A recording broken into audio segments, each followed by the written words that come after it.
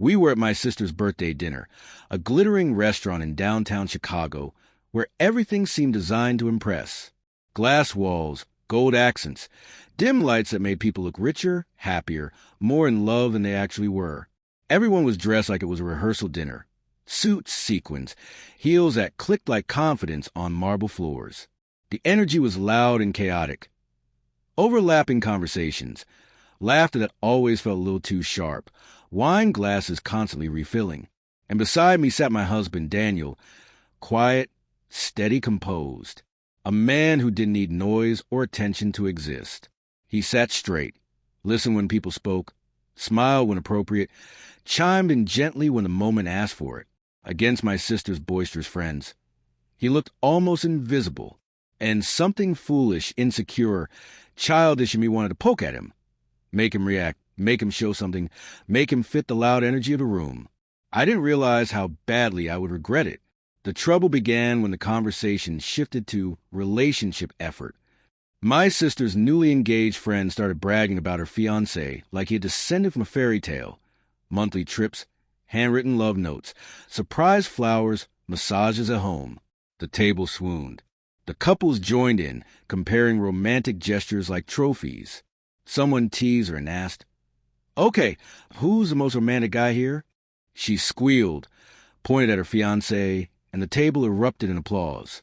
Then someone, God, I don't even remember who, turned to me and said jokingly, "So, how's your husband doing keeping you happy?" It was a harmless question, a softball. I could have smiled and said, "He's wonderful," and the moment would have passed. But insecurity mixed with ego, and something reckless inside me pushed forward. I raised my wine glass, smirked, and said loudly enough for the whole table to hear, "Honestly, I think I need a new husband." The laughter came instantly, but it wasn't real laughter. It was uncomfortable, tense, the kind of laugh people use when they don't know if they're supposed to say something. I could feel the shift. I could feel the discomfort. And still I doubled down. I tapped Daniel's shoulder and added, "Seriously, if anyone knows a guy who actually listens and takes initiative, send him to me." My sister's expression dropped. Her fiancé stared at his plate. One of her friends bit her lip. And Daniel looked at me with a coldness I had never seen before. Not anger, not hurt, just stillness. A devastating, heavy stillness. He set down his fork, neatly, slowly, then folded his napkin with the kind of calm that felt like a warning.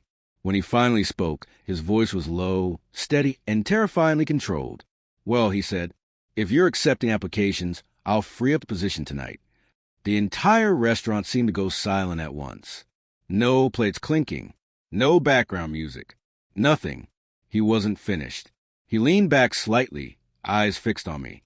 "You joke about needing a new husband, but maybe ask yourself why your husband stopped trying in the first place." Someone at the table gasped. My chest tightened. His voice remained soft, but every word hit like a blade. "You spent so long mocking, belittling, turning everything into a joke. You forgot people eventually stopped playing along." He paused, long enough for every syllable to sink into me. "If disrespect is your idea of humor, no wonder you're shopping for replacements. You don't know how to value what you have." My voice shook. "Daniel, I was just—" He lifted a hand, a gentle gesture, but it silenced me completely. "No," he said quietly. "Stop. You weren't joking. Not tonight." He took a sip of water, calm as ever. "You've embarrassed me before. But tonight—" His eyes hardened. "Tonight you embarrassed yourself." My sister went pale. Her friend whispered, "Oh my God." Even the waiter who approached froze, turned around, and walked away like he'd stumbled into a minefield. And I felt the world shrink around me, because I could see it in Daniel's eyes. For the first time in our entire relationship, he wasn't angry. He was done. Truly, absolutely done. He stood up with quiet finality. No dramatic gestures, no slam chair, no raised voice. He adjusted his jacket, placed a napkin beside his plate, and looked at me like something between us had finally, irrevocably broken. "You want a new husband," he said softly. "Good, because after tonight, You won't have to pretend anymore. My throat closed. Daniel, please. He didn't even turn back fully. He simply said, "That's a problem. You only say please after the damage is done." And then he walked out. Quietly. Completely. The table stayed frozen for a full minute.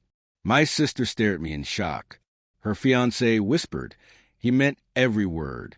Someone else muttered, "Why would you say that to him?" I sat there, burning with embarrassment, shame crawling up my spine. Because Daniel's cold reply wasn't a comeback. It wasn't a fight. It wasn't a scene. It was a breaking point. One I created with my own careless mouth.